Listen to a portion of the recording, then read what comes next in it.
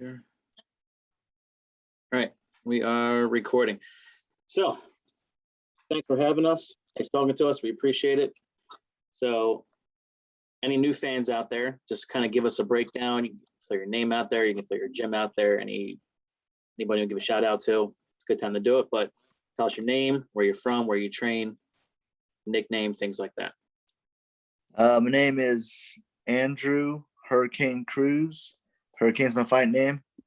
I'm out of Boise, Idaho, and I train at SBG, Idaho. Nice, nice. Now, how long have you been training and fighting? Shoot, I've been fighting for about 10 years now. I want to say my first fight was either the end of 2011 or beginning of 2012. So yeah, I've been fighting for about 10 years now. Okay. How'd you get into it? So I first started while I was deployed in Iraq. Me and a group of guys got together like late at night, and we had a guy that was a purple belt. We had a college wrestler. We had a guy who knew some boxing, and we had our favorite friend, YouTube. And so basically, at night after missions, we all met together and trained MMA, or tried to teach ourselves to train MMA. And I kind of got hooked. It really took my mind off of stuff that I had going on at home and some personal issues that I was struggling with. Nice. So it was kind of really therapeutical. And then, I got home and I was like, you know what? I gotta try this one time. I gotta have one MMA fight. I just said that I did it because it helped me so much over there. And after my first fight, I was hooked, and I was like, this is what I'm doing. This is awesome. I love it. Nice. So it's funny you mentioned that therapeutic sense. I've always talked about it with guys who train as well, and it's hard to explain to people who haven't trained or been punched in the face before on a regular, but it's something about being able to like shut your brain off from the real world and like focus on fighting. You know what I mean? It's weird. It's hard to explain. You get it, obviously, but it's I totally get it. And I think the biggest thing is I really want to push this out to veterans out there who struggle with PTSD and just are not there mentally. Whether you're doing MMA or just jiu-jitsu, like it's a community. The team I have at SBG Idaho, it's like family. Nice. Teams I've trained with before that, Machado Jiu-Jitsu, Jazz MMA, like my older teams, it's a family. And I think if more people took up at least just jiu-jitsu, not only would it help them physically and mentally, but it gives you a family to lean on.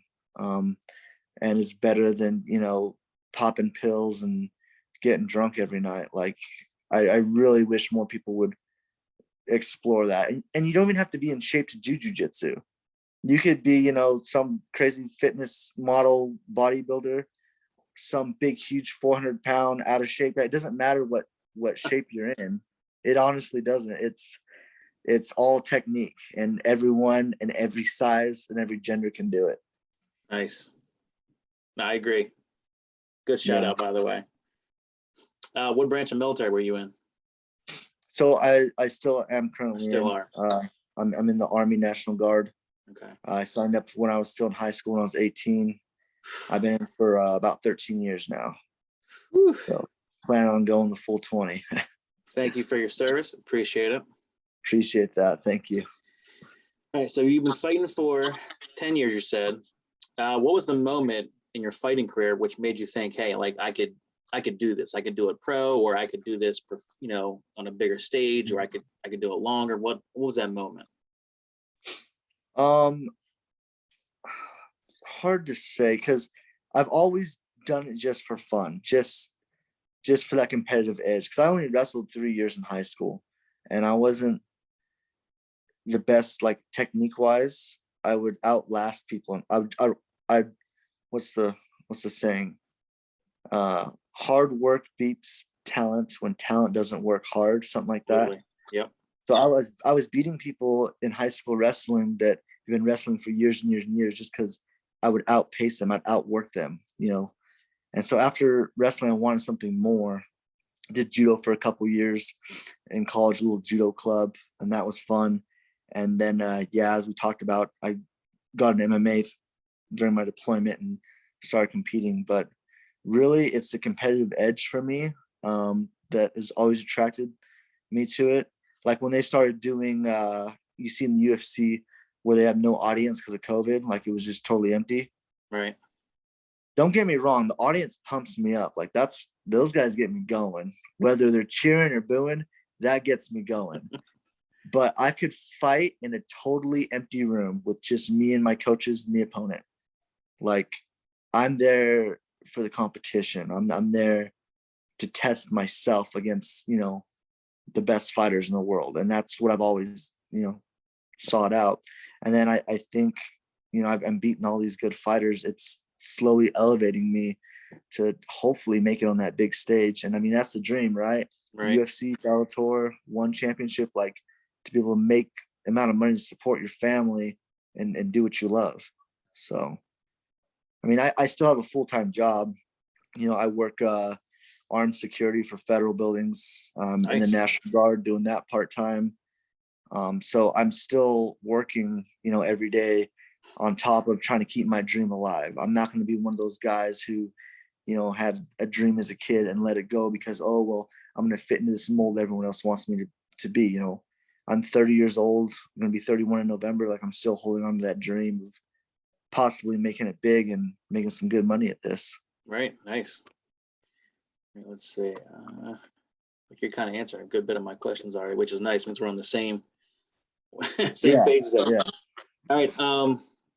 So you have competed in some of the bigger stages. You've done in Bellator, I think LFA, right? Mm-hmm. Yeah.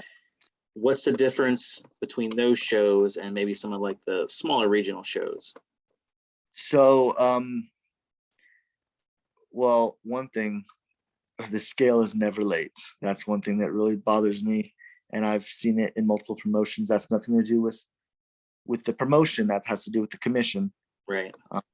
But with those bigger shows, there's no late scale. They're on time. They start on time. This last Stellar Fights show, everything started right on time. Like nice.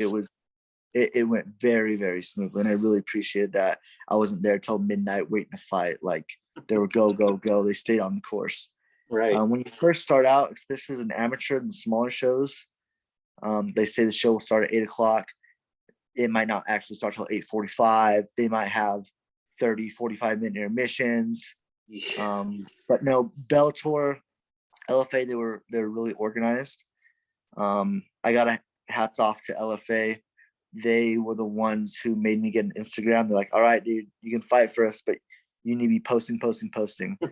And I'm getting better at it, but that's part of the game is you have to show that social media presence. You have to let people know who you are. They want to follow you.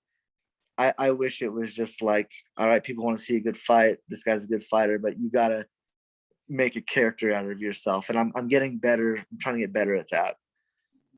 But I mean, I would say it seems like you're not, I mean, I don't know you personally, but from meeting you in person, doesn't seem like a character. I mean, it seems like you're being yourself, maybe a little more elevated and a little more. Exactly. Yes. I'm trying to be genuine. Yeah. Like this is who I am, but I'm not that much of a trash talker. The most trash talk you'll hear out of me is how confident I am, because every fight, I don't care if I'm the underdog or I'm expected to win. Like in my mind, I think and I know I'm gonna win. Right. That's why, and I told the guys backstage, one of the commissioners was asking me like, so like what goes through your head? Like, are you worried about losing, or about like what are you thinking like right before you do this? And I told him, like in my mind, I already won. Like I won this fight. So when I finish with like a sub or a knockout, whatever, when I finish, like you're not going to see me jumping on the cage and going crazy, screaming at the audience, throwing a mouthpiece. You're not going to see that from me, because in my mind, like I already knew I was going to do this. So it's like, yeah, thanks guys. All right, I'll get my check and I'll be out of your hair. Now, there's the wife. Hey. Hi. I'm kind of busy. Love you. Yeah, she came up to the fight. She had a good time up there. Nice. Yeah, we went out to Ocean City and chilled out on the beach. But anyways, yeah, in my head, I know I know that I'm gonna win, and so that's the kind of confidence I go in there with. And if I lose, it's like a surprise to me. Even if he was rated better than me and to win, it's like, well, shoot, I did all this training. I thought I was gonna win for sure. Right. So I don't know. I kind of spun off there on what we were talking You're good. about. So yeah, I would say, so in the press conference, you mentioned your game plan, and it was you said you were going to stay on him, you were going to put him down, you were going to beat him up a little bit. I mean, you did exactly that to a T, and then you finished him off in the third round. I mean, I guess kind of walk us through that if you want. So yeah, going through that, you know, the first round he caught me with a good head kick, kind of rang my bell a little bit. But going into each fight, like my game plan is be the first one to touch him, be the first one to throw hands. Like, I think there's an aspect of the game where you get these crazy walk-off knockouts, but the guys are dancing around for the first 60 seconds, 2 minutes, not touching each other, trying to feel, there's no feel out process with me for all my fights. Like, I'm going to be the first one to touch, like it's on. Nice. And my plan was to overwhelm him, stay in the pocket. I'm sure I don't have that reach, and so I didn't want him to throw many kicks, so I was going to stay on the inside. I felt like I could have had some fun and played in the stand-up, but once I took him down after the second time, I realized this guy's takedown defense is really weak. And then I started holding him down and trying to pass the guard, and I should have passed his half guard a lot faster, but I realized, like, my jiu-jitsu is a lot better than this guy's. I mean, I know I can win it on the ground, or I can take a chance and keep it standing. And I could definitely, I think I could win it on the feet, but there's that possibility he gets a lucky shot on me. Right. So I stuck to what I thought I knew for sure I could do. And then we go in the second round, I never throw foot stomps. And I watched one of his fights, and I remember him throwing a foot stomp. And the reason I don't throw foot stomps is because I don't want them to do it to me.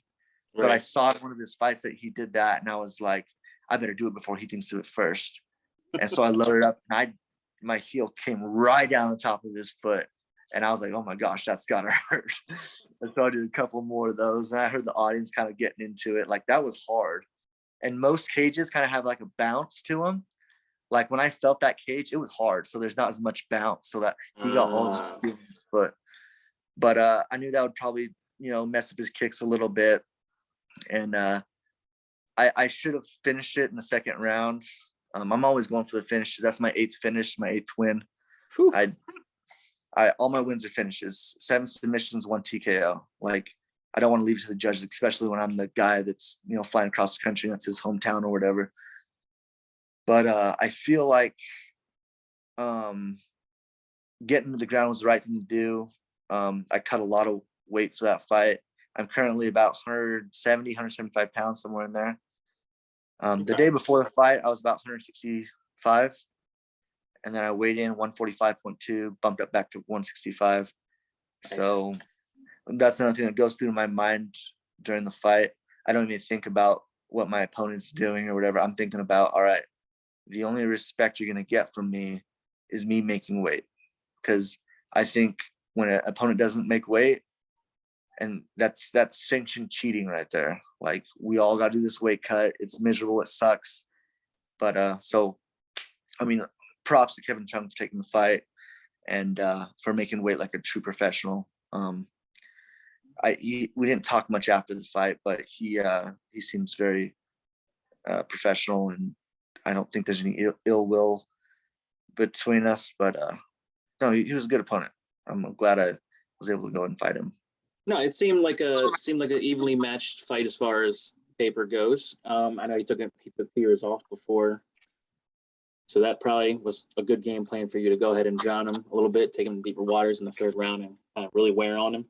But I would say your fight and another fight in the card were probably the two that I was looking forward to the most because of your experience. You both have experience. He fought in, I think, at ONE FC once or twice. So you guys had some pretty good resumes, but your game plan was to a T, perfect. Always aiming for that. I should have finished it in the second. Maybe if I would have created more space for him to allow him to get up to expose the neck, or lay some more ground and pound, but I was being slow and methodical in the second, trying to pass the guard while keeping pressure. Right. I should have took more chance because my jiu-jitsu was a little bit better, and I shouldn't have finished in the second. Like, that's my goal, is to get like all finishes, you know.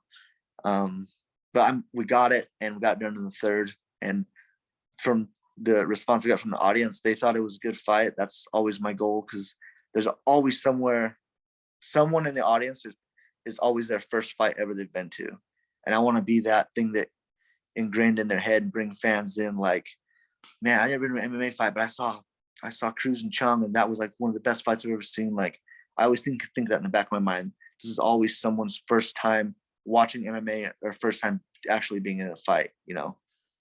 That's a great point. I think I've never heard that before either. So that's awesome. Yeah.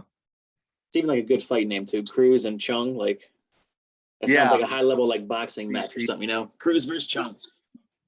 Yeah, I'm glad we could make it happen. And I always research. I don't research my opponent's fights as much. I might watch them like once, but I research on how many times my opponent's pulled out, how many times, you know, how good of an opponent he actually is. Because I want someone who's high level, which Chung was high level, right? And I want someone who is not going to pull out of the fight last minute or fake an injury or something. Like, so he was a solid opponent, and I'm glad I could have competed against someone like that. So, right. And I hopefully, you know, I know this is his third loss. If you look at my resume, I've had 3 losses in a row too. He can come back from this, and he can be better than ever. Just work on, you know, his weaknesses. But I've been on a 3-fight losing streak, so I've been there. So it goes to show he wants to fight the best of the best. He doesn't want easy fights. So I'm hoping for Kevin Chung, when I see him on Tapology or whatever, that his next fight is against a high level person, because he is high level, and he doesn't take something against that someone who's like 0-1 or a debuter. Like, he's at that level, keep his confidence up, and he needs to fight another high level person and get back in the running to get in the UFC. I hope he makes it. I hope we all make it, you know, because it's good for everybody when you can say, "Hey, I fought that guy. He's in the UFC now." Right. It's good company. So you mentioned before at the presser that, you know, a decisive win in this fight would put you a little closer to the radar. How close do you think you are to, like, you know, another big call, another big promotion, you know, the UFC, or like maybe like Dana White Contender Series thing? You know, I need to look into how I can get into that, because I've fought in guys that are kind of in that realm now. Mm-hmm. And right now I'm kind of managing myself. I have a hard time trusting a manager. I want to be really involved, because it's my business too, you know? Yeah. So maybe I need to look into getting some management, but no, I'm going to look into it and see, do I need to get another big win? Do I need to, you know, fill out application form? Like, I need to figure out how we get to that. And I have a few contacts up there, how we get on Contender Series or get those big breaks. The biggest thing is keep my weight in check, you know? So when those last minute opportunities do happen, and it does happen, Contender Series, you have 2 45-pounders, maybe one gets hurt. All right, we need someone in a week. Oh, let's call Cruz. Let's look at his resume. Yep. I mean, when I fought for PFC up in Canada, I don't know how they found me, by the rankings, or they looked me up on Tapology or saw my LFA fight, but they called me from, you know, another country, and I was like, That's crazy. You guys found me. And that was an awesome promotion. I ended up losing to TJ Alarmy, who's in the UFC now. Right. That was another awesome promotion to fight for too, up at PFC. This particular fight, Stellar Fights, I was seeking out promotions, and luckily I ran into Brad Dalton, put an amazing show on at Stellar Fights. Everything ran smoothly. So yeah, I just need to, same thing we were talking about with social media. I need to get my name out there. I need to be like, hey guys, I'm right here. I get finishes, like, hire me. I'll be fighting the night, I promise. Right. All right, well, keep my promise. I'll keep these nice and short for you, because I know you have a whole family thing to do. I got mine in the background. So you want to plug your social media? Now's a great time to do it. You follow me at Andrew145 Cruz on Instagram. Facebook is going to be Andrew Hurricane Cruz. Where my boys Tagatu. These guys are making all my shirts, and Nice. we're soon going to come out with a fight shirt. We're working on the design right now, but just go to tagatu.com. It's a great company. They sponsor a lot of fighters, and I'm proud that they stand behind me and everything that I'm doing. Shout out to Front Street Fights. It's our local promotion here in Idaho. It's going to be taking place this Saturday. We have 4 guys from SBG fighting on it. Nice. So you can watch it on Flow Grappling. That's going to be taking place this Saturday. And yeah, go check those guys out. Those are my teammates, SBG Idaho. A lot of great fighters on there. And yeah, for shout outs, let's go, Brandon. I mean, that's about all I got. Awesome. Appreciate it. Real quick before we go, as a wrestling coach, I got to ask you, favorite takedown? Favorite takedown. So this isn't as much of a takedown as far as making sure they don't get up. But I don't know if you're familiar with the Navy. Yeah, absolutely. Yeah. Yeah, the Navy, where you put your hand between their legs and you got around the waist. Yep. So I used that a couple times on Chung, if you watch the video again. But I used to use that in high school all the time. Like, get them down, let them use all the energy to get back up, then Navy. So that's my favorite one. Love it. Fantastic. All right, so before we go, we're going to be sending you a parting gift. So we're going to send that out to you. A little free swag there. We appreciate it, man. We're going to keep up with you and, check your Instagram and all that stuff. I love seeing the the weight cut pictures you wrapped up in the blankets and towel stuff. That stuff's fantastic. Yeah. But best of luck. We'll be in touch, and we appreciate it. Thank you. Awesome. Thank you.